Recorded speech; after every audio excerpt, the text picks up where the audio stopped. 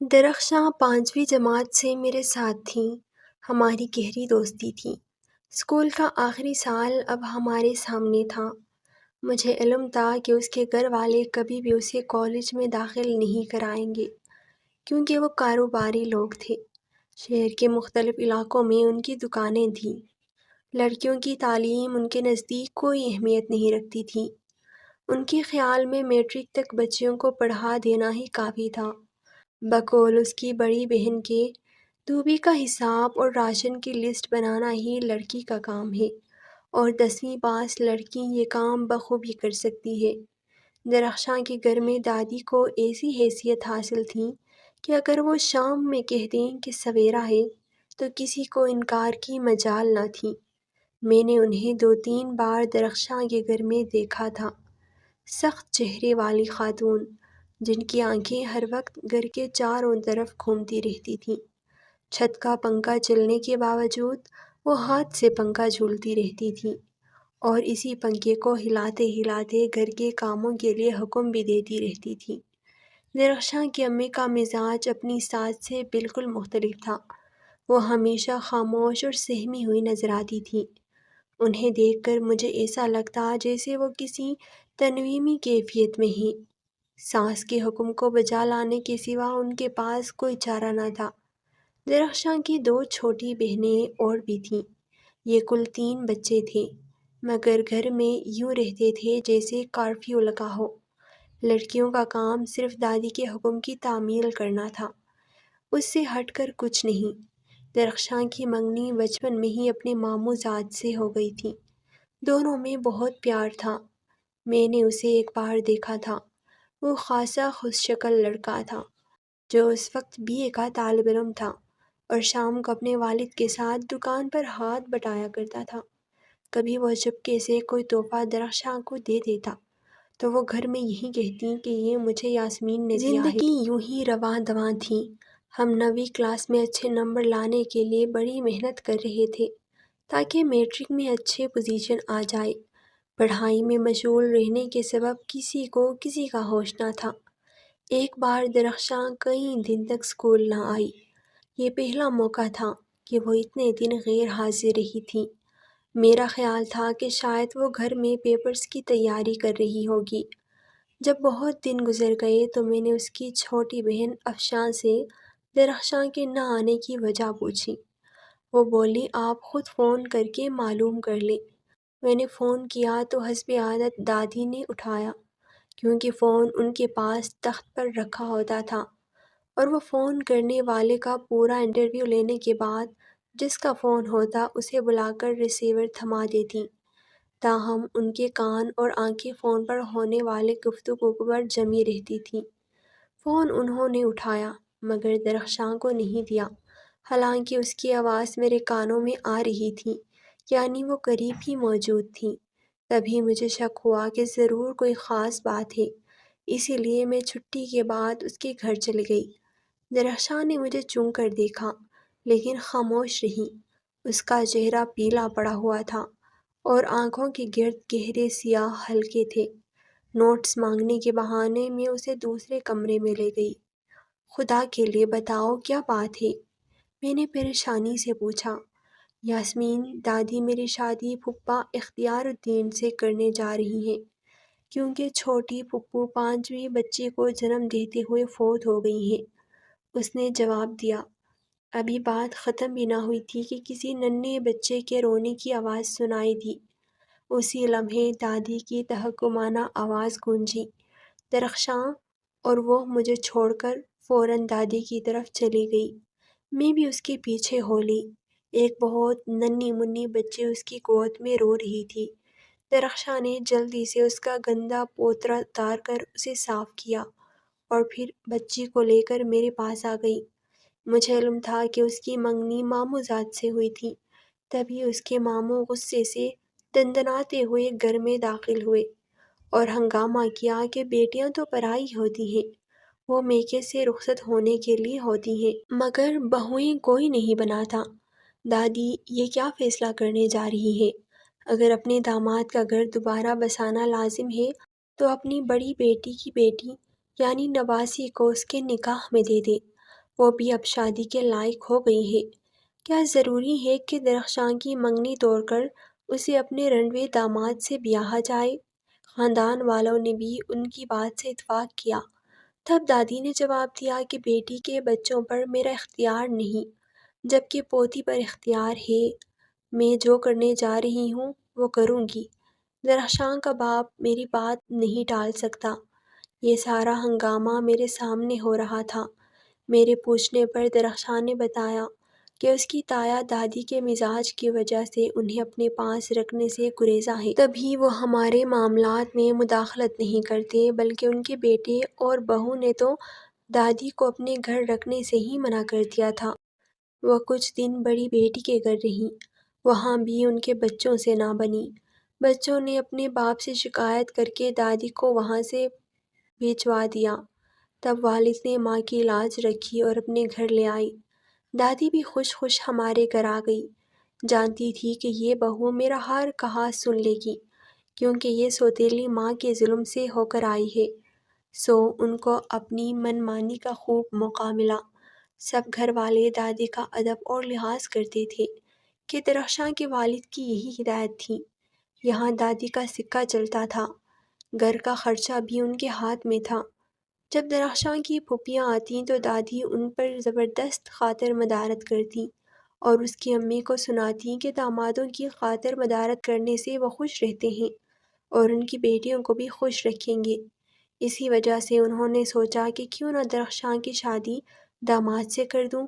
ایک تو اختیار الدین کا گھر پھر سے بس جائے گا اور اس کے 5 بچوں پر دوسری عورت کے سوتیلے پن کا قہر نہ برسے گا۔ گرچہ درخشاں اور اختیار الدین کی عمر میں بہت فرق تھا، پھر بھی انہوں نے یہ انوکھا فیصلہ کر دیا اور درخشاں کو اسکول سے اٹھا لیا۔ میں یہ ساری کہانی سن کر بھاری دل کے ساتھ گھر آ گئی۔ اب جب درخشاں کو فون کرتی اس کی دادی کہہ دیتی کہ وہ جب اس کو اسکول نہیں جانا تو میں کیوں اس کو پریشان کر رہی ہوں۔ کلاس میں ہمارے گروپ کی لڑکیوں کو میری زبانی معاملے کا علم ہوا تو وہ دنگ رہ گئیں۔ سب کی ہمدردیاں درخشاں کے ساتھ تھیں، مگر سب بے بس تھے۔ اس کے والد نہ چاہتے ہوئے بھی ماں کے سامنے زبان کھولنے کی ہمت نہ رکھتے تھے۔ دراصل بیٹے ماؤں کو گھر سے نہیں نکالتے، یہ بہویں ہی ہوتی ہیں جو ساسوں کو چاہے تو ناکوں چنے چبا دے۔ جبکہ درخشاں کی ماں ویسی ہی سوتیلی ماں کے ہاتھوں رہی تھی۔ وہ کوئی دبنگ عورت نہ تھی کہ ساس کے سامنے بولتی یا بد زبانی کرتی۔ وہ بیچاری تو سر جھکا کر ہر کسی کی بات مان لیتی تھی، تبھی مقابلے بازی کرتی اور نہ زبان چلاتی، بس خاموش ہو کر رہتی۔ وہ تو اپنے بچوں پر بھی روب نہ جماتی تھی، کیا ساس کیا شوہر کے سامنے اونچا بولتی۔ دادی ہر وقت سب کو یہی جتاتی رہتی کہ ان کا فیصلہ بالکل درست ہے۔ 5 جانیں 1 جان سے زیادہ قیمتی ہیں۔ میں نے بیٹی کے 5 بچوں کی خاطر پوتی کا رشتہ داماد کو دے دیا ہے، کیونکہ یہ اپنے گھر کی بچی ہے اور شرافت و تابعداری میں اپنی ماں پر گئی ہے۔ یہ اس رشتے کو بخوبی نبھائے گی۔ ادھر اختیار الدین بڑے شادان و فرحان تھے کہ کم سن دلہن مل رہی تھی۔ انہوں نے بہت قیمتی زیور اور کپڑے تیار کروائے تھے۔ اللہ نے انہیں پیسے کے معاملے میں خوب نوازا تھا۔ شہر کے گنجان آباد علاقوں میں ان کی دکانیں تھیں جو خوب چل رہی تھیں۔ لگتا تھا کہ انہیں بیوی کے مرنے کا دکھ کم اور کم عمر بیوی ملنے کی خوشی زیادہ تھی۔ اس شخص نے اپنی دوسری شادی کی تیاری کچھ ایسے کی کہ جیسے یہ اس کی پہلی شادی ہو۔ اس نے بیرون ملک کا کاسمیٹک اپنے دکان میں بھرا ہوا تھا، جہاں ہر وقت خواتین کا ہجوم لگا رہتا تھا۔ لوگوں کا خیال تھا کہ اس کے اسمگلروں سے رابطے ہیں جو اسے مال لا کر دیتے ہیں اور اپنے پیسے وصول کر لیتے ہیں۔ پولیس کا منہ اس نے پیسوں سے بند کر رکھا تھا۔ اس کے لیے یہ کوئی مسئلہ نہ تھا کہ وہ کسی بھی غریب گھر کی لڑکی کو پیسے کے بل بوتے پر بیوی بنا لے، مگر دادی نے اسے سمجھایا کہ دوسری بیوی اس کے بچوں کی پرورش محبت سے نہیں کرے گی، جس کے باعث اس کا سکون غارت ہو جائے گا۔ تو ایسی شادی سے کیا حاصل جو باعث راحت نہ ہو؟ 5 چھوٹے بچوں کو کوئی دوسری عورت بخوشی کیوں سنبھالے گی؟ لہٰذا درخشاں سے ہی شادی کرو۔ اختیار الدین کو بھلا اتنی کم عمر خوبصورت لڑکی سے شادی پر کیا اعتراض ہو سکتا تھا؟ اس نے شادی کے پاس زیادہ وقت گزارنا شروع کر دیا، بہانہ یہ ہوتا کہ وہ اپنی شیر خور بچے کے لیے آتا۔ وہ اسی وقت آتا جب دادی اور درخشاں کی ماں گھر پر ہوتی، جبکہ درخشاں کی امی اکثر باورچی خانے میں مصروف رہتی تھیں۔ ایسے وقت میں دادی ان کے ذمے کھانے بنانے کا کام ڈال کر پوتی کو آواز دیتی کہ اختیار الدین کو پیاس لگی ہے، دور سے آیا ہے، اس کے لیے ٹھنڈے پانی کا جگ لے کر آؤ۔ یوں درخشاں کو بادل نخواستہ پانی لانا پڑتا۔ تب دادی حکم دیتی، ارے بیٹا جگ سے گلاس میں پانی ڈال کر دے دو۔ جب وہ پھپھا کو گلاس پکڑانے لگتیں تو وہ اسے مسکرا کر دیکھا کرتے۔ جوں جوں شادی کے دن قریب آ رہے تھے، درخشاں کا رنگ پیلا پڑتا جا رہا تھا اور بخار بھی رہنے لگا تھا۔ دادی نے یہ بات اختیار الدین سے چھپائی تھی۔ شادی میں 3 دن باقی تھے۔ زیادہ تر کلاس فیلوز کا مشورہ تھا کہ وہ گھر سے بھاگ جائیں، مگر وہ جانتی تھی کہ گھر سے بھاگنے والی لڑکی کا کوئی ٹھکانہ نہیں ہوتا۔ علاوہ از اس کی اس حرکت سے بہنوں کا مستقبل بھی تاریک ہو جائے گا۔ شادی میں 3 دن باقی تھے کہ میرے پاس سویرے سویرے اس کی چھوٹی بہن افشاں کا فون آیا کہ درخشاں نے خودکشی کر لی ہے۔ یہ خبر سن کر میں گھبرا گئی۔ ان کے گھر جانے کو نکلی۔ ہمارے گھر میں صرف ایک گاڑی تھی جو میرے والد آفس لے جاتے تھے۔ اتنی صبح رکشہ ٹیکسی ملنا بہت مشکل ہوتا تھا۔ بڑی مشکل سے مجھے رکشہ ملا اور میں درخشاں کے گھر پہنچی۔ اس کا کفن تیار کر دیا گیا تھا۔ اس کے چہرے کا ایک حصہ روئی سے چھپا ہوا تھا۔ روتے ہوئے میں نے اس کا آخری دیدار کیا۔ گھر کا ماحول بہت افسردہ تھا۔ محلے کی عورتیں اور رشتہ دار دبی دبی آواز میں دادی کو برا بھلا کہہ رہے تھے اور دادی تخت پر بیٹھی دستی پنکھا جھول رہی تھی۔ اس کی امی ایک سبت کی طرح ساکت کھڑی جنازے کو دیکھ رہی تھی۔ خاموش آنسو دھاروں کی صورت ان کے رخساروں پر بہہ رہے تھے۔ دونوں چھوٹی بہنوں کا بھی برا حال تھا۔ میں درخشاں کے 40ویں پر بھی گئی تھی۔ قرآن پاک کی تلاوت کے بعد کھانا تقسیم ہوا۔ تب میں نے پہلی بار اختیار الدین کو دیکھا۔ بڑی سی دون، چھوٹے قد کا ادھیر عمر شخص لوگوں کے درمیان بیٹھا تھا اور قرآن پاک پڑھنے کے بجائے آنے والوں کا جائزہ لے رہا تھا۔ 40ویں کے ہفتہ بھر بعد دادی نے اعلان کیا کہ وہ درخشاں سے چھوٹی افشاں کی شادی اختیار الدین کے ساتھ کریں گی۔ سارے خاندان نے ان کو سمجھایا مگر ان کو اپنے نواسے نواسی کی فکر تھی۔ اب انہوں نے دیر نہ کی اور درخشاں کو دفن ہوئے 2 ماہ ہوئے تھے کہ انہوں نے اختیار الدین کو شادی کی تاریخ دے دی۔ افشان اختیار الدین سے پورے 16 برس چھوٹی تھی۔ اسے دلہن بنانے کی تیاری ہونے لگی، مگر اس گھر کی بیٹیاں اس شخص کی قسمت میں نہ تھیں۔ افشان نے شادی کی تاریخ رکھے جانے کے اگلے دن ہی چوہے مار دوا کھا لی۔ اس کو خون کی الٹیاں ہوئیں اور 2 گھنٹے بعد وہ ٹھنڈی ہو گئی، جس کی اطلاع سب سے چھوٹی بہن منی نے ہچکیوں کے درمیان روتے ہوئے مجھے دے دی۔ جب میں ان کے گھر گئی تو افشاں کو نہلایا جا رہا تھا۔ اس کی میت کو تیار کر کے آخری دیدار کے لیے رکھا گیا۔ خون ابھی تک اس کے منہ سے سفید کفن کو لگ رہا تھا۔ اب اختیار الدین کی نظر منی پر تھی، جو افشاں سے ڈھیر سال چھوٹی اور اس کی اپنی بڑی بیٹی سے صرف 3 سال بڑی تھی۔ منی اپنی بہنوں سے بالکل مختلف اور نڈر تھی۔ ابھی وہ 6ٹھی کلاس میں تھی کہ محلے کے ایک لڑکے سے اس کی دوستی ہو گئی۔ اس کی سب سے بڑی وجہ اس کی خوبصورتی تھی۔ یہ لڑکا درخشاں کی سہیلی زرینہ کا بھائی تھا۔ بچپن سے اس کا ان کے گھر میں آنا جانا تھا۔ اپنا کوئی بھائی نہ ہونے کی وجہ سے درخشاں اور افشاں اس کو بھائی کہتے تھے۔ چند دن بعد محلے میں یہ خبر پھیل گئی کہ منی گھر سے بھاگ گئی ہے۔